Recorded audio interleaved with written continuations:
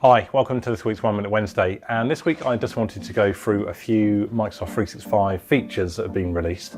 There's nothing major, but if you're using any of these apps within 365 you might find them really useful.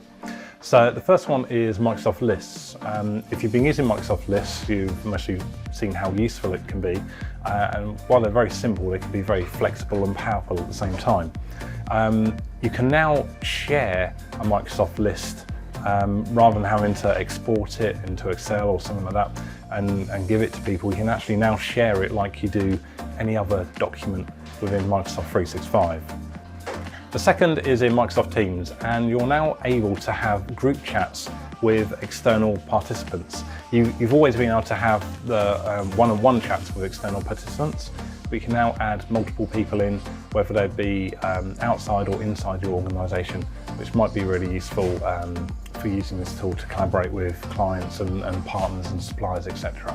Thirdly, this is a new one. It could be quite big for some people. Microsoft Visio, which is a kind of a process mapping tool, is coming to Microsoft 365 with a free light offering.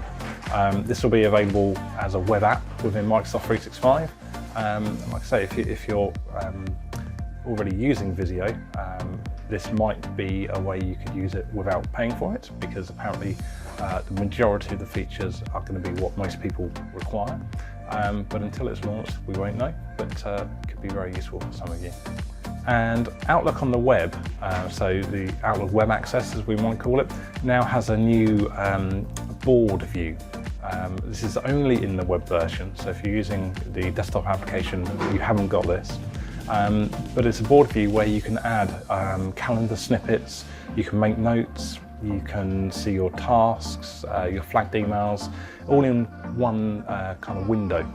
Rather than having to kind of navigate to different areas of Outlook, you can have kind of an overview of your day, your team's day, whatever information you might need. I think that's one I will go over in a bit more detail another time.